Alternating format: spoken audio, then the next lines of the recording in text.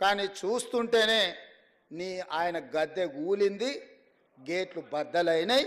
గద్దరన్న వారసులు లోపలుండ్రు. గద్దరన్నని గేటు బయట కూర్చోబెట్టినోడు ఇవాళ గేటు దగ్గర కూర్చొని ఎవరన్నా వస్తారా అని వాళ్ళకరించడానికి ఎదురు చూస్తున్నాడు చకోర పక్షిలాగా. గాయనకే గంతగతి పడితే నీకెంత పడుతుంది స్వామి? నువ్వు అర్థం చేసుకో.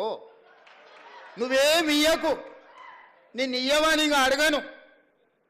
నువ్వు ఇయ్యనందుకు నిరసన తెలుపుతా. ఎట్లయితే గద్దరన్నని గేటు బయట కూర్చోబెట్టినోనికి పట్టిన గతి ఉందో వచ్చే ఎన్నికల్లో నీకు గదే గతి. అహంకారం అనేది మంచిది కాదు.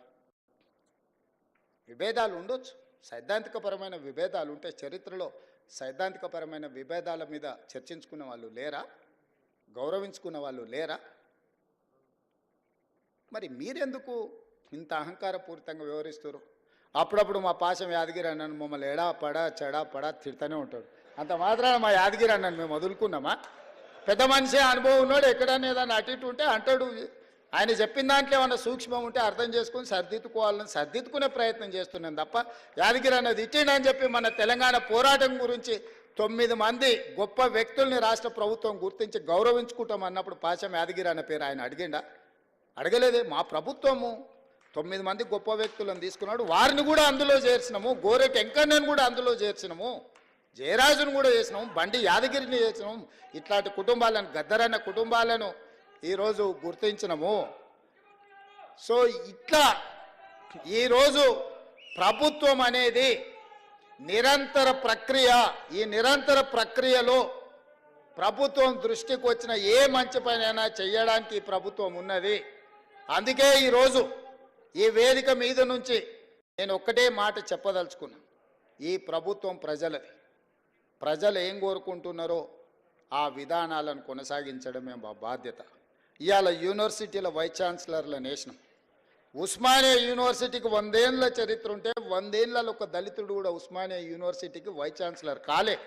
మొదటిసారి కంచె ఐలయ్య గారికి, వేదిక మీద ఉన్న లేకపోతే కాకి మాధవరావు గారికి, వీళ్ళందరికీ విషయం తెలిసి ఉండాలి.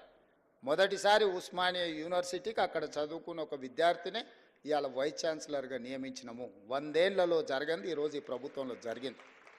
అంబేద్కర్ యూనివర్సిటీలో రిజిస్ట్రార్గా పనిచేసిన వ్యక్తే ఈరోజు అంబేద్కర్ యూనివర్సిటీకి వైస్ ఛాన్సలర్ అయింది. ఇవాళ యూనివర్సిటీల వైస్ ఛాన్సలర్ని సామాజిక న్యాయాన్ని గుర్తుపెట్టుకొని ప్రతి దగ్గర ఒక క్రమ పద్ధతిలో వాళ్ళు ఎవ్వరు మమ్మల్ని కలవలేదు, పైరవి చేయలేదు. అయినా వాళ్ళని గుర్తించి గౌరవించాలనుకున్నాం. ఈ ప్రభుత్వం చేసింది. ఇది సరిపోతుందంటే సరిపోదు, ఇంకా చేయాల్సిన అవసరం ఉంది. మేము చెయ్యాలంటే మీరందరూ మాకు అండగా నిలబడాలి. ప్రొఫెసర్ పురుషోత్తంకి హైయర్ ఎడ్యుకేషన్ లేచినాం సోదరా. ప్రొఫెసర్ పురుషోత్తంని అందరినీ హైయర్ ఎడ్యుకేషన్లో వారిని పొలిటికల్ జేఏసీకి వారు చేసిన సేవల్ని గుర్తించి ప్రొఫెసర్ పురుషోత్తం గారిని వేసినాం. ఆయన కూడా నన్నేం అడగలే.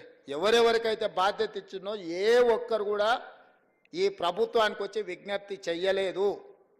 ప్రభుత్వమే బాధ్యతగా భావించి వీలైనంత మేరకు మంచి చేయాలన్న ఆలోచనతో నా సహచర మంత్రివర్గుల సహకారంతో నేను ఏది ప్రతిపాదన చేసినా నా మంత్రివర్గ సహచరులు ఎవ్వరు రెండవ మాట మాట్లాడకుండా నేను మొదలు పెట్టంగానే మా ఉప ముఖ్యమంత్రి గారు దాన్ని ముందు కొనసాగించి ముఖ్యమంత్రి గారు చేస్తున్న ప్రతిపాదన సమంజసమైంది అని చెప్పి దానికి ఆమోదం చెందే విధంగా ఈరోజు ప్రభుత్వం నిర్ణయాలు తీసుకుంది. అందుకే మిత్రులారా, వ్యక్తులు అగౌరవపరిస్తేనో, వ్యక్తులు గద్దరన్నను గుర్తించనని మాట్లాడితేనో గద్దరన్న గౌరవం తగ్గదు, వన్నె తగ్గదు. కోహినూరు డైమండ్ ఎక్కడున్నా దాని విలువ దాందే. ఏనుగు చచ్చినా బతికినా దాని విలువలో ఏం తేడా లేదు. గద్దరన్న బతికున్నా, గద్దరన్న చనిపోయిన ఆ స్ఫూర్తి మన గుండెల నిండా ఉంటుంది. గద్దరన్న గౌరవం 10 ఇంతలు పెరుగుతుంది తప్ప ఆనాడు మహాత్మా గాంధీనే మీరు గౌరవించిన వాళ్ళు గద్దరన్నను గౌరవిస్తారని మేమెందుకు అనుకుంటాము? మహాత్మా గాంధీనే పొట్టన పెట్టుకున్న వ్యక్తుల గురించి ఎక్కువ మేము ఆశించడం, ఎక్కువ యాచించడము ఏది రెండు తగదు. ఖచ్చితంగా తెలంగాణ రాష్ట్ర ప్రభుత్వం గొప్ప